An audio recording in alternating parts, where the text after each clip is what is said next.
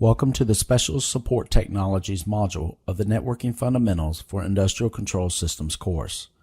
The goal of this course is to enable learners to assimilate the information presented in further training courses such as the Managing Industrial Networks with Cisco Networking Technologies. This module will discuss additional concepts and protocols needed to support the network environment, including security, timing, and network management. After you complete this module, you will be able to identify the need for network timing protocols including NTP and PTP, identify the need for quality of service handling of data in the network, describe the concept of network security and security issues in areas, and identify network management concepts, platforms, and protocols such as SNMP, Syslog, and NetFlow. In this lesson, you will be introduced to deterministic traffic, the need for synchronized timing, and the lack of inherent timing in data networks. You will also see a high-level overview of the NTP protocol and precision time protocol as methods of providing time synchronization in a network. Networks use time information in a variety of ways. For example, a network might need to be aware of when certain events have occurred in relation to other events, such as when a database has been accessed or an interface has been shut down for some reason. Endpoints participating in a data exchange may have to know when to listen for incoming data and how long to wait for the data to be received or acknowledged. Networks also use timing information in order to transmit and process the data in the network. In traditional networks, network timing for the purpose of processing data has generally been accomplished using one of two methods. Synchronous timing, which involves the use of clocking information, which is sent along with the actual data to the destination. The destination then utilizes the information sent to determine the length of each binary digit in the data stream and maintain an accurate read of the data. Isochronous timing, which uses the coding of the data stream to determine the length of each binary digit and feed that information back into the receiver to maintain the accurate read of the data by deriving a bits clock from the data itself.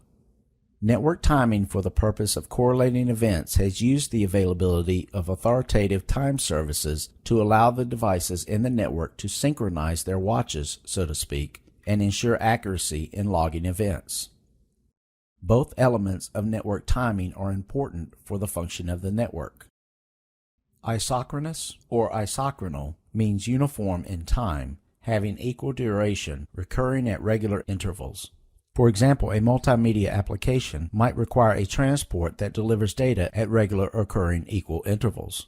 The intervals between data delivery events are all equal so that voice and video are not jerky. Often these systems use the binary or voltage transitions in the physical data signal itself to derive a timing signal with which to read the incoming data. These data exchanges are referred to as self-timed data streams. Asynchronous means no timing. Adding an a negates something in Greek, such as an amoral person who has no morals. Data can be delivered at any time with asynchronous transmission. Synchronous is similar to isochronous, but has the additional restriction that data is delivered at specific intervals. A common timing is established between communicating stations so that both sides know when it is okay to send data. There is a separate clocking signal used to get both sides in sync. Sonnet is an example of a synchronous system. Manchester encoding and other LAN encodings are isochronous. With LAN technologies, clocking, which is embedded in the signal with the data, occurs at regular intervals, but the communicating stations do not sync up to a clock first. For communications to be truly synchronous, they must share a clock. You are probably aware of WAN technologies that require a network clock. If the communicating stations are not sourced from the same clock, over the long term, they will get skewed from each other. The inaccuracy of their timing will force a WAN switch over time to repeat or delete frames in order to handle buffer underflow or overflow. These are called frame slips. Packets being transmitted across a network travel as independent entities from forwarding node to forwarding node until delivered at the destination. Given the manner in which packets are stored and forwarded across the network cloud, It is not surprising that packets tend to be forwarded as self-timed flows of data as well. Packets from different users are interleaved onto the available forwarding paths between network nodes and can enter and exit the network cloud at many different points. Packet switching was developed to accommodate data exchanges that were not time critical and were forgiving of a reasonable amount of delay and packet loss. Checking email, web browsing, and file transfers are good examples of data that is well suited to the way in which packets are forwarded through a switched or routed network.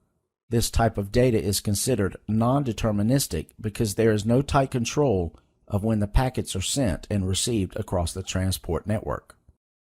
Time division multiplexing was developed as a strictly controlled method for interleaving binary streams onto a shared physical medium.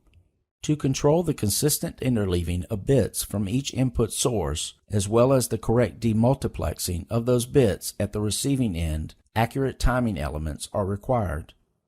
The data being carried across the system is allocated specific time intervals in the multiplexed stream for transmission.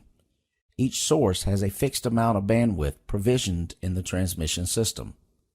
Any discrepancy in the timing of this process will lead to incorrect processing of the data from the source to the destination. Time division multiplexed systems were originally developed to accommodate real-time data streams where the data itself was sent in the form of a continuous flow of binary from end to end. Voice and video are examples of the type of data that these systems were first developed to transport. Though time division multiplexing has been used to carry non-real-time data as well, this method is not ideally suited to forward bursty traffic because the time slot allocation onto the media remains consistent regardless of the variations in the arrival of the data to the time division multiplexer. This type of data is considered to be deterministic because of the tighter requirement for timing and delivery of the data. As we have seen, in a network there are different types of data being sent. There are data exchanges that are deterministic in nature and data exchanges that are non-deterministic. Deterministic traffic exchanges rely on there being little or no variation in the timing of discrete traffic elements. This traffic requires the consistent arrival of packets at the end station and a continuous flow of information to the application process to produce the desired outcome.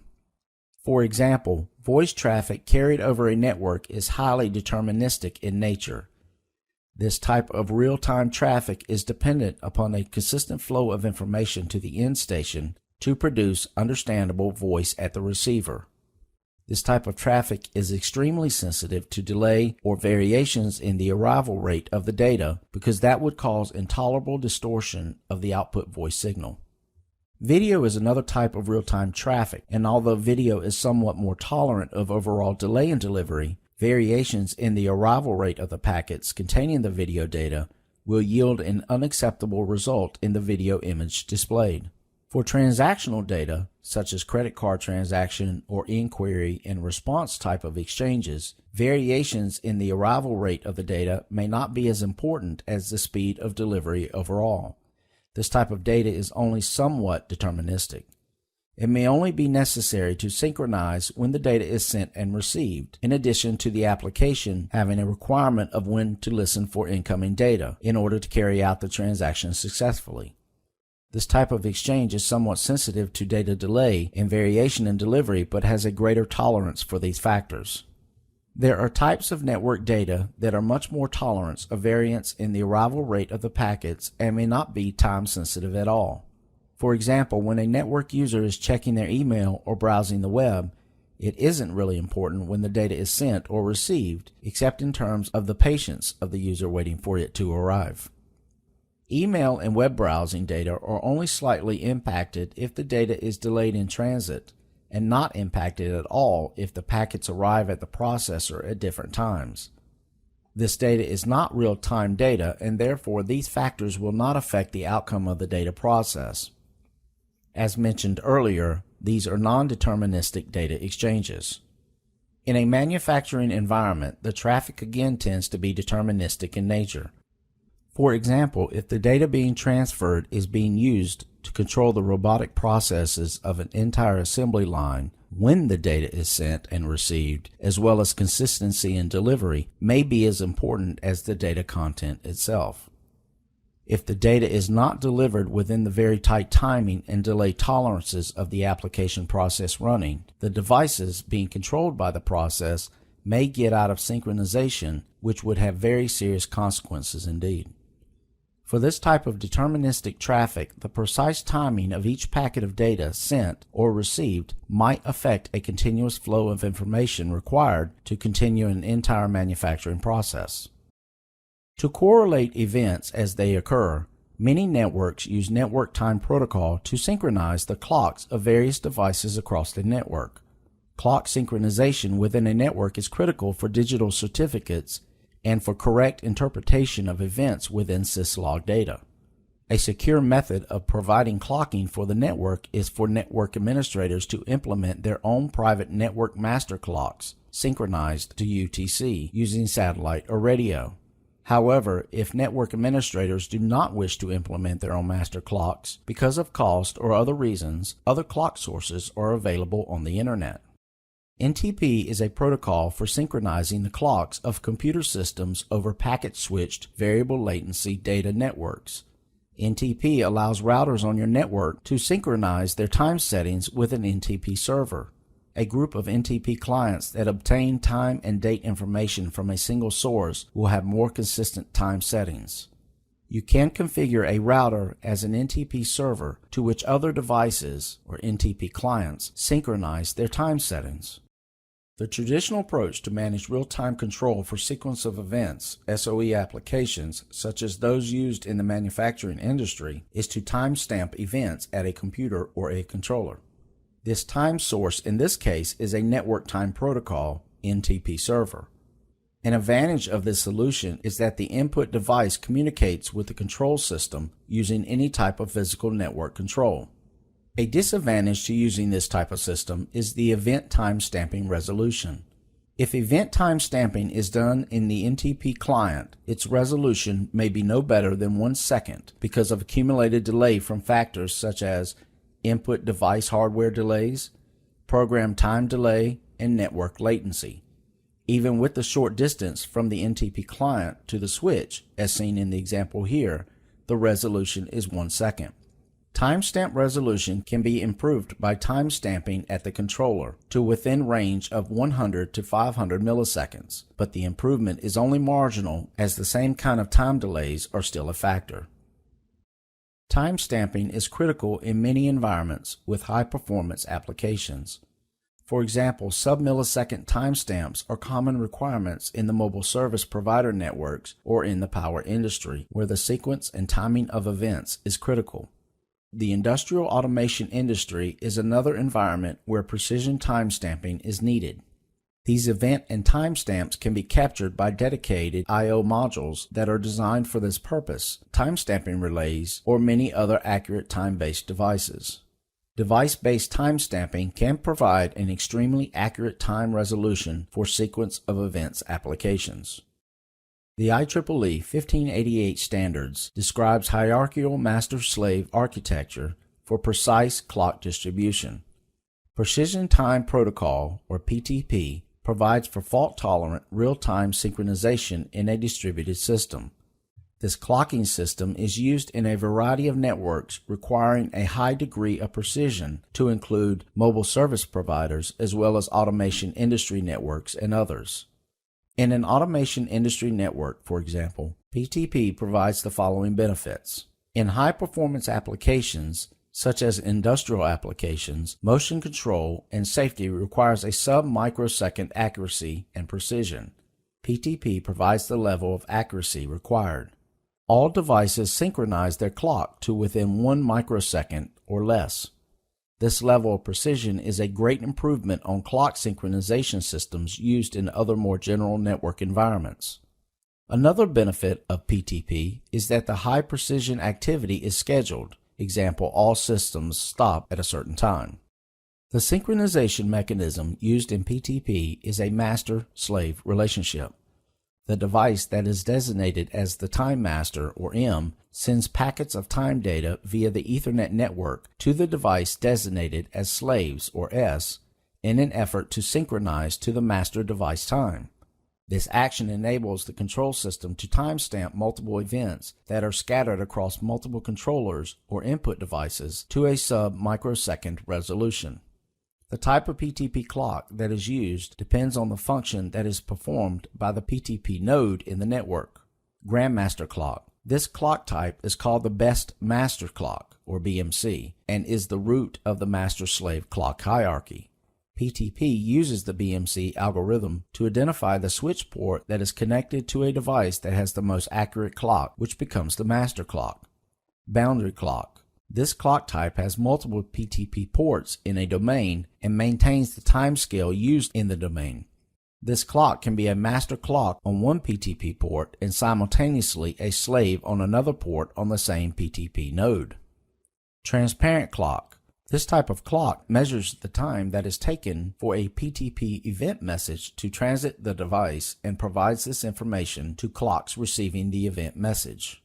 Ordinary clock. This clock modifies PTP messages as they pass through the device to account for the time spent traversing the network node. In this lesson, you will be introduced to the properties of converged networks and the concept of quality of service in the network. Now that we have seen the timing functions that are performed to process data through a network, let's consider the nature of the network and the issue of handling different types of data on the same network. Many of today's networks tend to be converged networks, which carry multiple types of traffic. As we have seen, some of the traffic is deterministic, such as voice and video, and other types of data are non-deterministic data. These networks may also carry machine-to-machine traffic along with streaming data that is time and delay sensitive. In the past, deterministic and non-deterministic data were transported on separate and dedicated networks. Here we see a converged network in which voice, video, and data traffic use the same network facilities instead of a separate dedicated network for each traffic type. In this network, the same delivery functions are being used to deliver all of the data regardless of timing and handling requirements. Although there are several advantages to converged networks, merging these different traffic streams with dramatically differing requirements can lead to a number of quality problems. Voice and video are not tolerant of delay, jitter, or packet loss, and excessive amounts of any of these will result in a poor experience for the end users. Machine-to-machine traffic may have processes that are dependent upon the timely receipt of the data and may delay sensitive functions that will time out if data is not received as expected. Data flows are typically more tolerant of delay, jitter, and packet loss, but are very bursty in nature and will typically use as much bandwidth as possible. The different traffic flows on a converged network will be in competition for network resources. Unless some mechanism mediates the overall traffic flow, voice and video quality will be severely compromised at times of network congestion. The critical time-sensitive flows must be given priority in order to preserve the quality of this traffic. 4 important issues affect quality on converged networks: bandwidth capacity, delay, jitter, and loss of packets. Bandwidth capacity problems can be caused by large graphic files, multimedia use, and the increased use of voice and video over data networks. Multiple traffic flows compete for a limited amount of bandwidth and may require more bandwidth than is available. Delay is the time that it takes for a packet to reach the receiving endpoint after being transmitted by the sender. This period of time is called the end-to-end delay and consists of variable delay components, processing and queuing delay, and fixed delay components, serialization and propagation delay. Jitter is the variation in end-to-end delay that is experienced between packets in the same flow as they traverse the network. This data is end-to-end delay for any 2 packets is the result of the variable network delay. Loss of packet is usually caused by congestion, faulty connectivity, or faulty network equipment.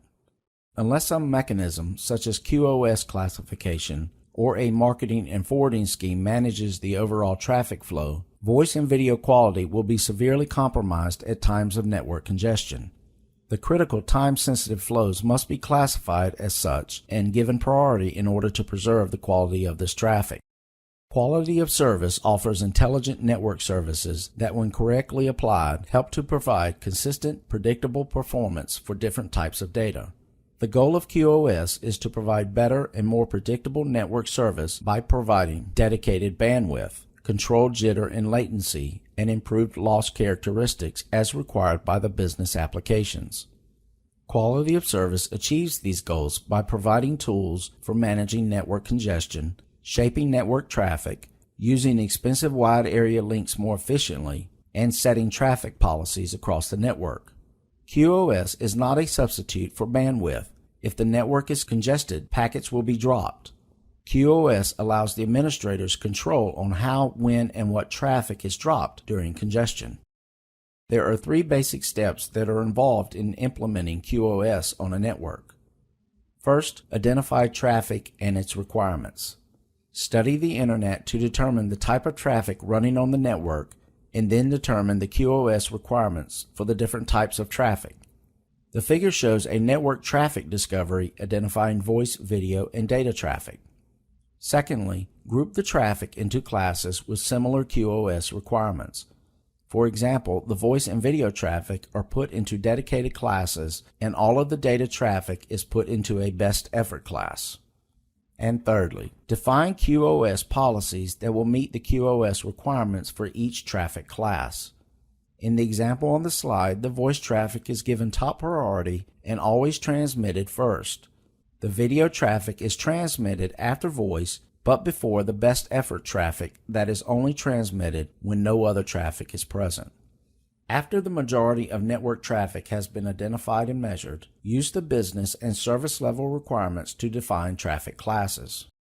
In this lesson, you will be introduced to the concept of network security, the CIA principle for network security and physical security, as well as a brief overview of firewall functions, virtual segmentation, intrusion detection, and encryption in a network scenario. The network environment of today has become very complex.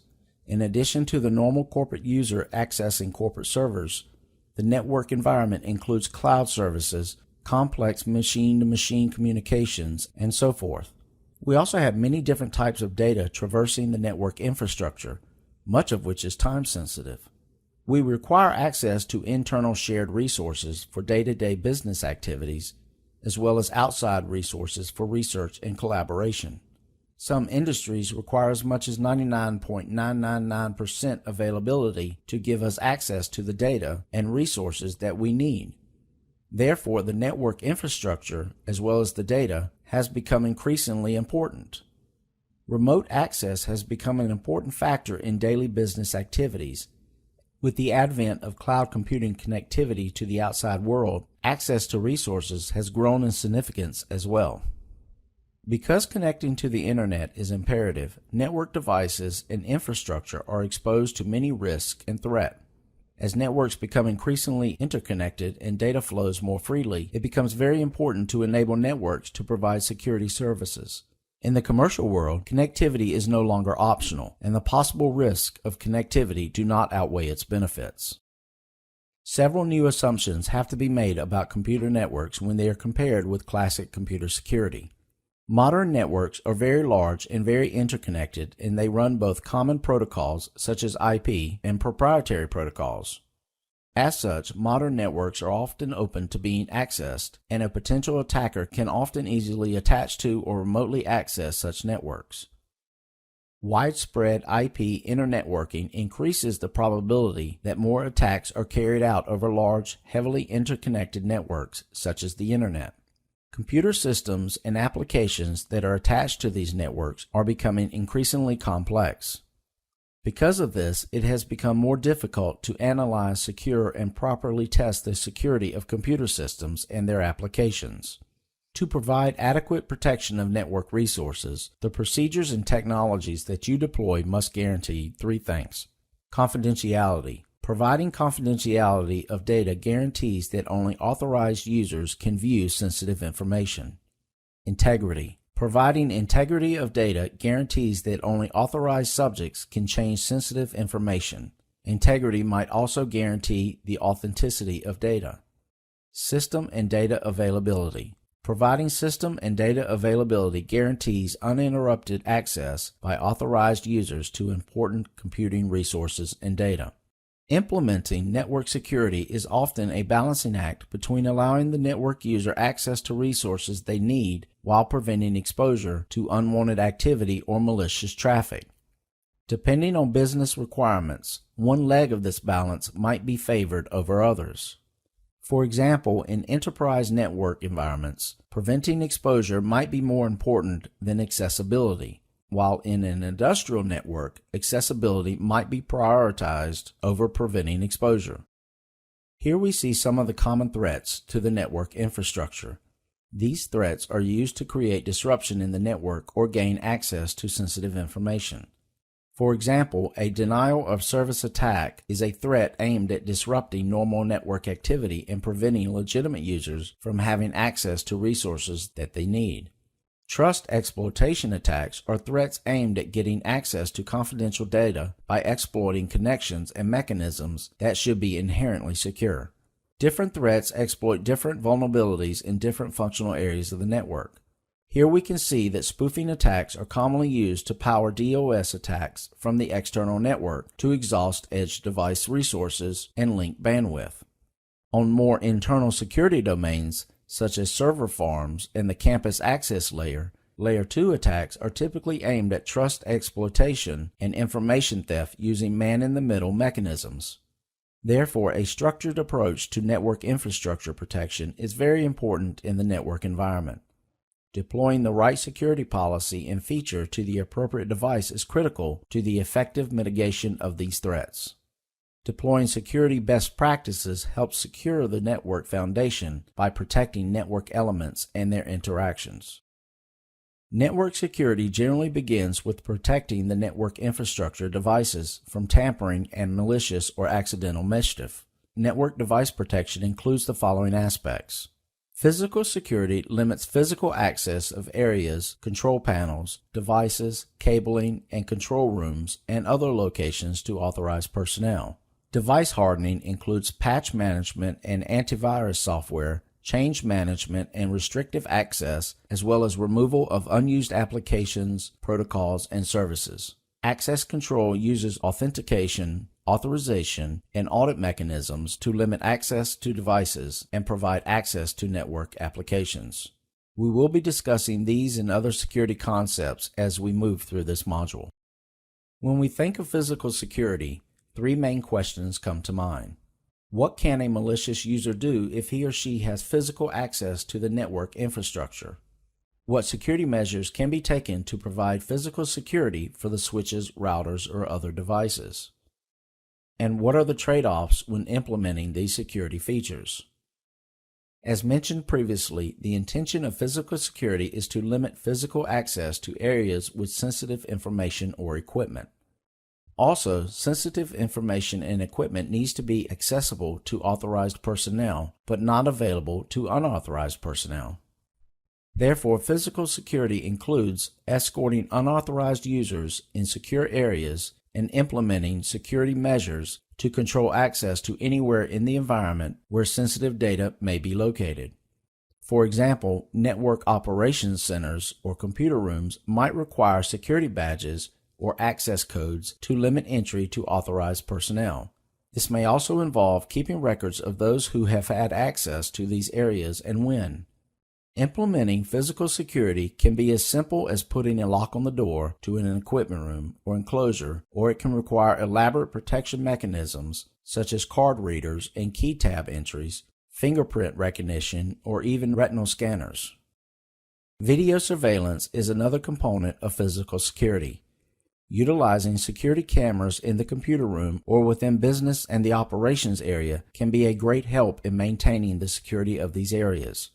Monitoring activity in secure areas and buildings allows record-keeping of events and can help prevent tampering with network equipment. Here we see the use of video surveillance being used to monitor the activities in a business location. Video surveillance can also assist in maintaining safety in an operations space so that if a problem exists, such as an accident or other hazardous condition, this can be noticed right away by personnel responsible for monitoring the area. Maintaining security in the network also includes limiting device management and remote access to network infrastructure devices. Network device access security includes implementing the following: setting and protecting local passwords, implementing notification banners, and securing administrative access. Defining a local enable password using the enable secret global command limits access to the management interface of the device. Enabling automatic password encryption will ensure that all passwords are encrypted and therefore secure, including passwords of locally defined users. It is also recommended that an approved legal notification banner login is presented on all interactive sessions to the management interface of the device. This recommendation is to ensure that users are notified of the security policy being enforced and to which they are subject. The following best practices are recommended for securing administrative access to network devices. Use secure encrypted access protocols such as Secure Shell, SSH, and HTTPS instead of protocols that send management information in a clearly readable form such as Telnet and HTTP, so that if the data is captured in transit, it will remain secure. Set idle and session timeouts on local consoles and remote access sessions to prevent management interfaces left vulnerable to access and tampering by unauthorized personnel. Keep system logs and audit trails for all device access to account for all changes made to a system and by whom.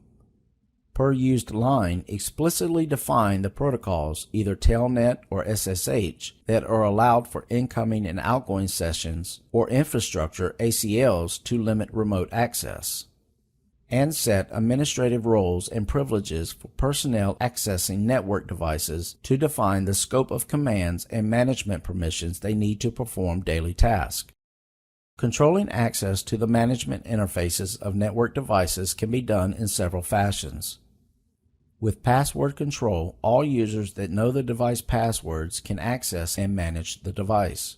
With a local user database, users gain administrative access to the device based on unique username and password combinations. Role-based access control can be used to control access to the management interface of network devices. RBAC is an access control approach that restricts user access based on the role of the user along with their individual identity. Roles are created for job or task functions and are assigned access permissions to specific assets Users are then assigned to roles, and in doing so, they acquire the permissions that are defined for the role. This assignment means that users are not assigned permissions directly, but only acquire them through role assignment. Managing the rights of an individual user becomes as simple as assigning appropriate roles to the user, such as operator or administrator. For scalability, users, permissions, and roles are usually created and maintained in a central repository, such as an authentication, authorization, and accounting server, to make the access control policy available to multiple devices using it. Authentication, authorization, and accounting servers are typically used as a central repository of authentication credentials, the users answering the question, who is trying to access the device, authorization rules, the what users can accomplish, and accounting logs, the what users did part of the equation. This illustration shows an example of the authentication and authorization process using an external AAA server such as the Cisco Secure Access Control System, or ACS, to provide AAA services to a network for management purposes. First, the client establishes a connection. The user is prompted for a username and password. The username and password are passed to the AAA server, and the AAA server authenticates the user. AAA servers used for this process may include Radius, TACACS, or in other environments, Active Directory. Using AAA authentication provides you with benefits that include increased protection from unauthorized users since local passwords are kept secret. Passwords are encrypted and cannot be sniffed, and centralized management of user IDs and passwords affects all network devices. In addition to protecting the network infrastructure, it is important to put controls in place that limit access to network resources to authorized users. Some of the mechanisms that can be used to control network access are implementing port security on the ports to limit physical access to the network, shutting down unused ports to prevent unauthorized connectivity, implementing TrustSec to provide network access control to prevent unauthorized access to the network, and implementing VLANs for network segmentation to prevent unauthorized access to shared network resources. Switch port security limits access to the network by unknown devices and limits the number of devices on any network port by limiting and identifying the MAC addresses of the stations that are allowed to access the port. Port security allows you to statically specify MAC addresses for a port or permit the switch to dynamically learn a limited number of MAC addresses. When you assign secure MAC addresses to a secure port, the port does not forward packets that have some addresses that are outside the group of defined addresses. When a secure port receives a packet, the source MAC address of the packet is compared to the list of secure source addresses that were manually configured or auto-configured learned on the port. If a MAC address of a device that is attached to the port differs from the list of secure addresses, either the port shuts down until it is administratively enabled, which is the default mode, or the port drops incoming packets from the insecure host. Port security can also be used to prevent unauthorized expansion of the network by preventing the connection of unapproved devices, such as additional switches, hubs, or wireless devices, which could affect the integrity of the network infrastructure. Another aspect of network security is segmentation of the network. Segmentation of the network allows us to control the flow of data through the network infrastructure and limit accessibility to that data. Segmentation is important to help manage the real-time communication properties of the network and yet support the security and resource requirements as defined by the network traffic flows. Segmentation can be accomplished by a variety of ways. For example, VLAN segmentation, dividing the users into different virtual networks. Physical segmentation, dividing the network into different physical areas for connectivity. And firewall segmentation, putting a firewall between areas of the network, and so on. Physical segmentation might be used in a highly secure environment. For example, if a service provider is providing services for two competing companies with highly sensitive data, they may deploy two completely physically segmented networks, one for each company. Logical segmentation of the network provides traffic separation and a filtering point at which to determine what areas of the network and what data should be accessible to the different groups of users.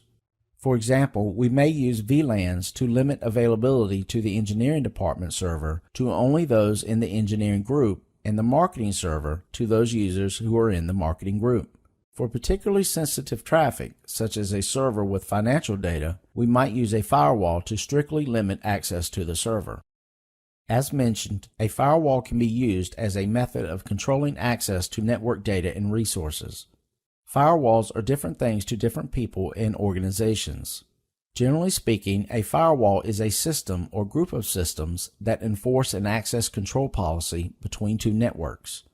This definition is so loose that almost anything can be a firewall. For example, a packet filtering router could be a firewall. A switch with two VLANs could restrict data flow to unauthorized users. And multiple hosts with firewalling software could act as a restriction point for data, especially unwanted data. In principle, a firewall is a pair of mechanisms that perform two separate functions. One mechanism blocks traffic, and the second mechanism permits traffic. All firewalls are supposed to share some common properties. The firewall itself should be resistant to attacks. The firewall should be the only transit point between networks. The firewall should enforce the access control policy for the network. A firewall can protect against the following: exposure of sensitive hosts and applications to untrusted users, exploitation of protocol flaws by sanitizing protocol flows, and malicious data being sent to servers and clients. A firewall reduces the complexity of security management by offloading most of the network access control to a few locations in the network separating areas of trust that are defined as choke points. All traffic between the areas of trust is forced through these choke points. A network defense strategy might use different types of firewalls that are combined in layers to add to the defense of the enterprise network. For example, traffic that comes in from an untrusted location might first encounter a packet filter on an outer router.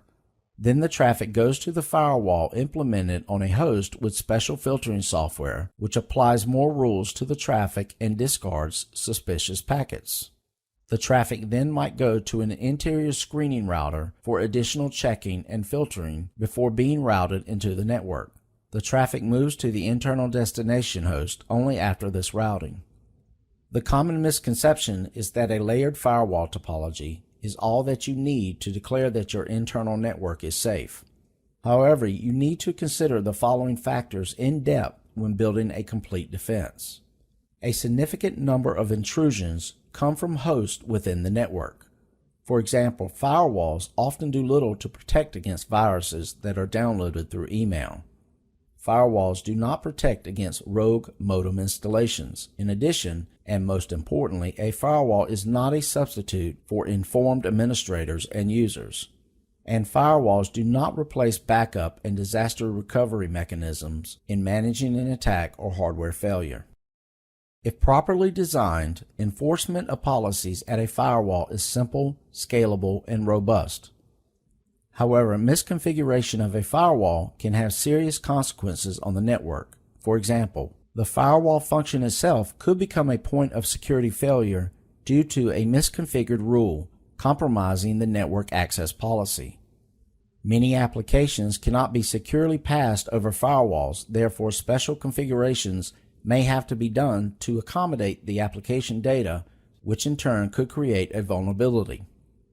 When a user is frustrated by a firewall, they may find ways around the firewall, thereby negating the protection of the firewall. A firewall could cause performance bottlenecks because of the amount of data filtering that may be implemented in the firewall configuration. And unauthorized traffic could be tunneled through a firewall disguised as other traffic, bypassing the filtering programs of the firewall entirely. A DMZ is a network that hosts services that need to be accessed from an untrusted network, such as the Internet. Placing these services in a dedicated segment is important because it enables untrusted access only to the systems on the DMZ and not directly into the protected or internal portion of the network. As you can see, the segment connected to the DMZ interface contains the mail, web, and application servers. Rules applied to the DMZ interface prevent traffic from the Internet going beyond the DMZ segment into the internal network. The biggest benefit to a DMZ is in isolating all unknown Internet requests to the servers on the DMZ and no longer allowing them into your internal network. A DMZ provides access to a limited set of shared resources to network guests or only partially authorized personnel. The resources in the DMZ could include web servers with information and other assets the corporation might want to make available to visitors and external partners. It could also provide guest access to the Internet through a portion of the network that is safely walled off from the rest of the corporate infrastructure. As the needs for increased external connectivity increases, the network is more vulnerable to intrusion by outside elements. Targeted mutating stealth attacks are becoming increasingly difficult to detect. Attackers are taking advantage of new communication methods, using mobile devices such as PDAs, smartphones, and tablets as exploitation points. Attackers have insidious motivations and exploit high-impact targets, often for financial benefit or economic and political reasons. The impact on business activity and continuity is immense. Therefore, intrusion prevention and detection systems must be distributed along the path of intrusion, capable of fast and precise response to attacks and flexible to deploy. Traditionally, intrusion detection systems and intrusion protection systems are deployed to provide a network security solution. An IDS captures packets in real time, processes them, and can respond to threats, but it works on copies of data traffic to detect suspicious activity by using traffic signatures.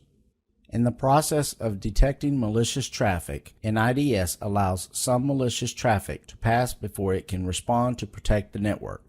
An IDS analyzes a copy of the monitored traffic rather than the actual forwarded packet. An IDS often requires assistance from other networking devices such as routers and firewalls to respond to an attack. Unlike an IDS, an IPS does not allow packets to enter the trusted side of the network. It monitors traffic on Layer 3 and Layer 4 and analyzes the contents and payload of the packets for more sophisticated embedded attacks that might include malicious data at Layer 2 to Layer 7. When a packet comes in through an interface on an IPS, that packet is not sent to the outbound or trusted interface until the packet has been determined to be clean. Essential to differentiating an IDS from an IPS is that an IPS responds immediately and does not allow any malicious traffic to pass, whereas an IDS allows malicious traffic to pass before it can respond. An important aspect of security in the network is the encryption of data to prevent unauthorized access to sensitive information. This is especially important when the file data may be transported over non-secure network areas or remote access sessions. Encryption is the process of disguising a message in such a way as to hide its original contents. With encryption, the plain text readable message is converted to ciphertext, which is the unreadable disguised message. Decryption reverses this process. Encryption is to guarantee confidentiality so that only authorized entities can read the original message. Old encryption algorithms such as the Caesar cipher or those created by the Enigma machine were based on the secrecy of the algorithm to achieve confidentiality. With modern technology, where reverse engineering is often simple, public domain algorithms are often used. With most modern algorithms, successful decryption requires knowledge of the appropriate cryptographic keys. That is, the security of encryption lies in the secrecy of the keys, not the algorithm. Encryption can provide confidentiality at an OSI layer such as the following: encrypt application layer data such as secure email, secure database sessions, Oracle SQL.NET, and secure messaging, Lotus Notes sessions. Encrypt session layer data using a protocol such as SSL or Transport Layer Security, TLS. Encrypt network layer data using protocols such as those provided in the IPsec protocol suite. And encrypt data link layer using proprietary link encrypting devices. This combination of algorithms, encryption, and cryptographic methods provides the needed aspect of security to allow remote access without compromising the safety of the network. While it is necessary to prevent unwanted traffic or unauthorized access to the network from the outside world, in the current network environment, telecommuting and remote access to the network and network devices has become an important element of performing daily tasks. Remote access might be required for employees that require LAN-like service from their home office, employees that need full access to corporate resources while traveling with their corporate managed laptop, or employees that need access to some services such as email while sitting at a public machine.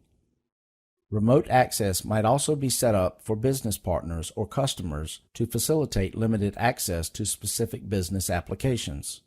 For most corporate users, a remote access connection is used to access shared corporate resources like web servers, email, or file servers for the sharing of data.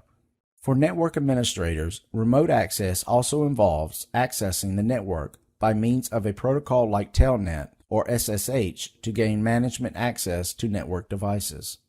The difficulty with remote access is that many of the methods used for remote access are inherently non-secure. Therefore, securing remote access to the network is another part of maintaining overall network security.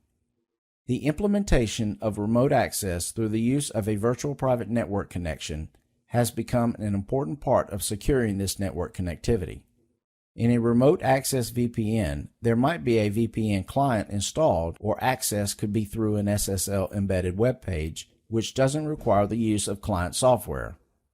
Whenever the host tries to send traffic from the VPN client or through the session established by the web page, the data is encrypted and possibly encapsulated before being sent over the internet. Upon receipt at the target end of the network, the process is reversed. VPNs deliver reliable and secure transport of application traffic over a public network. Site-to-site VPNs can be used in network designs to create a secure tunnel between two facilities with multiple employees and resources instead of having a tunnel for each employee workstation. This figure shows a headquarters network providing a remote office access to the corporate intranet. In this scenario, the headquarters and remote offices are connected through a secure VPN tunnel that is established over an IP infrastructure, the Internet. Employees in the remote office are able to access internal private web pages and perform various IP-based network tasks. This type of VPN could also be used to connect extranet business partners. As mentioned earlier, encryption is an important part of securing remote access data. Cryptography provides these essential services to VPN technologies and remote access solutions. Confidentiality, the assurance that no one can read a particular piece of data except the receivers for whom the data is explicitly intended. Integrity or data authentication, the assurance that data has not been altered in transit, unintentionally or intentionally. Peer authentication, the assurance that the other entity is who he, she, or it claims to be. Key management, the generation, exchange, storage, safeguarding, use, vetting, and replacement of keys. VPN services use a combination of cryptographic technologies and encryption algorithms to accomplish their goals. In the router-to-router VPN example seen here, IP packets use encryption algorithms to encrypt the payload with keys negotiated by key management protocols.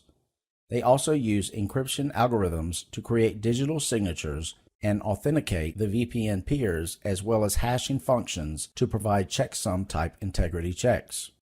In this lesson, you will be introduced to a very high-level overview on network management concepts and protocols such as SNMP, Syslog, and NetFlow.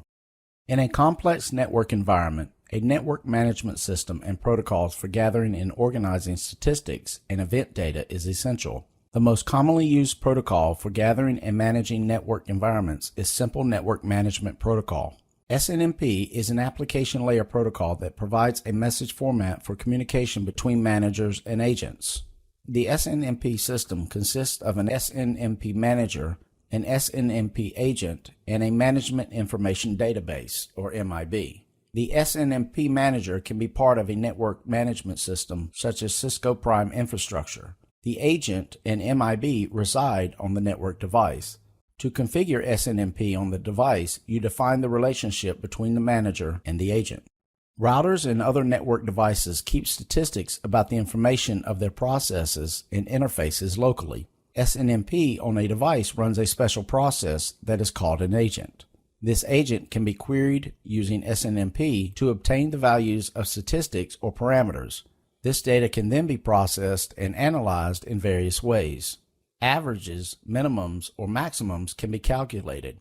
The data can be graphed, or thresholds can be set to trigger a notification process when they are exceeded. Reporting can be configured to happen periodically or to be triggered by an incident occurring, such as an interface going down versus a threshold, such as a CRC limit being exceeded. A MIB is a collection of the gathered information that is organized in a database management tree. The information is then accessed using a protocol such as SNMP. Vendors define private branches for the database, including objects for their own products. SNMP community strings authenticate access to MIB objects and function as embedded passwords. Syslog is a protocol that allows a machine to send event notification messages across IP networks to event message collectors. By default, a network device sends the output from system messages and debug privileged exec commands to a logging process. The logging process controls the distribution of logging messages to various destinations, such as the logging buffer, which stores event data on the device, terminal lines connected for management access, or a Syslog server, depending on your configuration. The process also sends messages to the console. Logging service provides a means to gather logging information for monitoring and troubleshooting, to select the type of logging information that is captured, and to specify the destinations of captured Syslog messages. You can set the severity level on the messages to control the type of messages that are displayed on the console in each of the destinations. You can timestamp log messages or set the syslog source address to enhance real-time debugging and management. You can access log system messages by using the device CLI or by saving them to a correctly configured syslog server. The switch or router software saves syslog messages in an internal buffer. You can remotely monitor system messages by viewing the logs on a syslog server or by accessing the device through Telnet, SSH, or through the console port.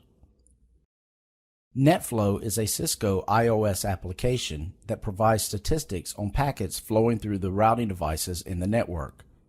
It is emerging as a primary network accounting and security technology.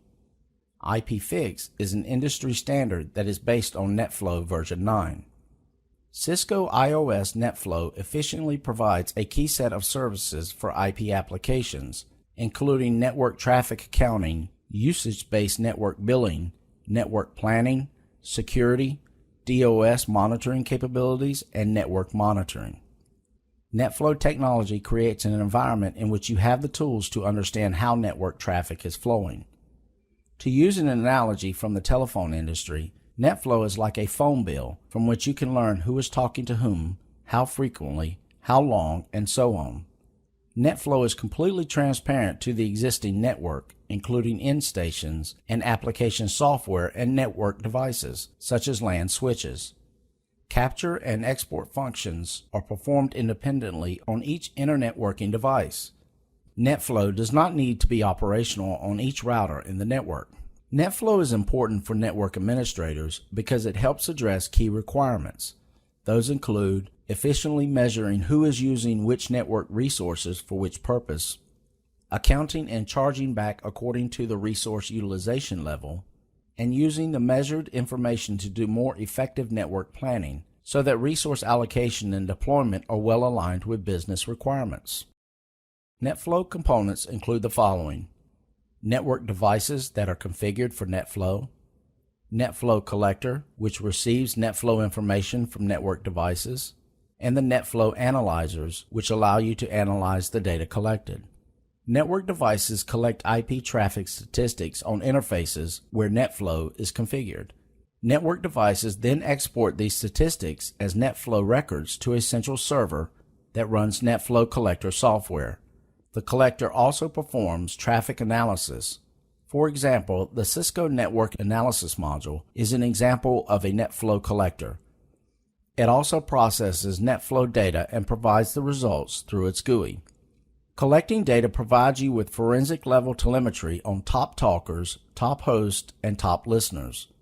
And because data is preserved over time, you will be able to analyze network usage trends. The following key points were discussed in this module. Networks use time information in a variety of ways, such as when a database has been accessed or an interface has been shut down for some reason. Packet data is considered non-deterministic because there is no tight control of when the packets are sent and received across the transport network, where deterministic traffic, such as voice exchanges or video, rely on there being little or no variation in the timing of discrete traffic elements. Timestamping is critical in many environments with high-performance applications and precision time protocol. With high-performance applications and precision time protocol provides for fault-tolerant, real-time synchronization in a distributed system. Issues that affect quality on converged networks include bandwidth, capacity, delay, jitter, and loss of packets. Implementing network security is often a balancing act between allowing the network user access to resources they need while preventing exposure to unwanted activity or malicious traffic. In addition to protecting the network infrastructure, it is important to put controls in place that limit access to network resources to authorized users. Segmentation is important to help manage the real-time communication properties of the network and yet support the security and resource requirements as defined by the network traffic flows. Generally speaking, a firewall is a system or group of systems that enforce an access control policy between two networks. In a complex network environment, a network management system and protocols such as SNMP, Syslog, and NetFlow for gathering and organizing statistics and event data are essential.